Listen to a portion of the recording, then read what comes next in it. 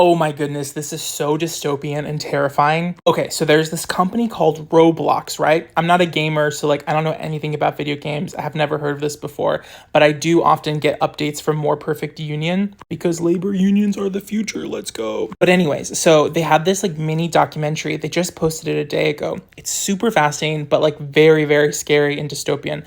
So basically, Roblox is this video game that's mostly targeted at children, and like the user base is quite young. But like you can within the game make games. I don't really know how it works, but they essentially are making these children, like the children like make the games and then can like put them on the Roblox Discover page.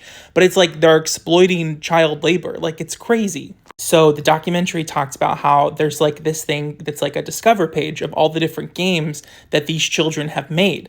And so like in order to get your game played, which I think is the goal of the game developers, and these are people that like they're not getting compensated like game developers. They're not getting paid money. They're getting paid something called Robux or Roblox. I can't remember exactly what it's called, but it's like a virtual coin that's value is it's like depreciating in value constantly. And so they're bidding Roblox, which you purchase in real dollars, to get their game featured with the hopes of getting paid. What's worse is technically like they have this profit sharing model where they're meant to like pay you for your game, but Roblox, which is the big company, keeps 70% of the money. So it's like these kids, even if they're these like little savvy developers, are still only getting 30% from like their labor. That's literally crazy. The documentary, which is quite short, I like when like big organizations like More Perfect Union will do like really clever, super short documentaries because it's like digestible, super well organized.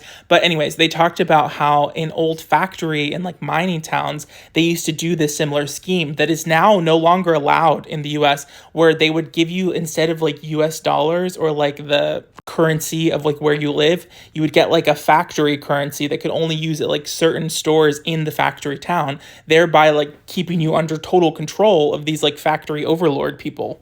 What's really, really troubling and awful is the CEO is like a billionaire because he's like exploited all of these child laborers. So he's like $1.8 billion or something. He's going on CNBC being like, yeah, the company's super profitable, blah, blah, blah. Meanwhile, these sad children who are being like preyed upon are literally like also having their labor exploited. Like it's so creepy. It's so creepy. They interview people who are like Roblox creators, and it's like literally terrifying. It's terrifying stuff.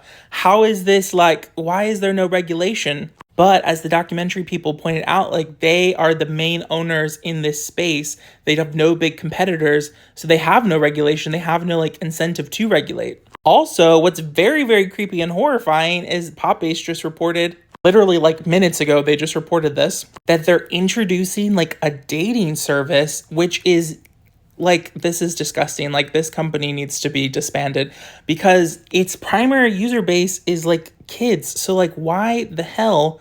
Like why, like I just don't even understand. It says it's for like age verified users, but it's just like, that's not like that. If this is a child gaming platform, why the hell would they like even want to introduce this component? Very creepy, awful. Anyways, I recommend go following More Perfect Union. Apparently, I'm not following them on Twitter. I'm going to go follow them right now.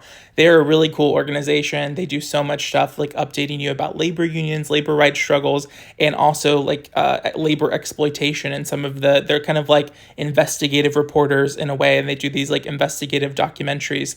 Yeah, this is like so scary and terrible. I hope that somehow like the US government is able to regulate this, but it's also like, it's so the kind of thing that's super bleak because at the end of the documentary, they're talking about how this company is expanding so fast that like it's really difficult to like whatever, to regulate.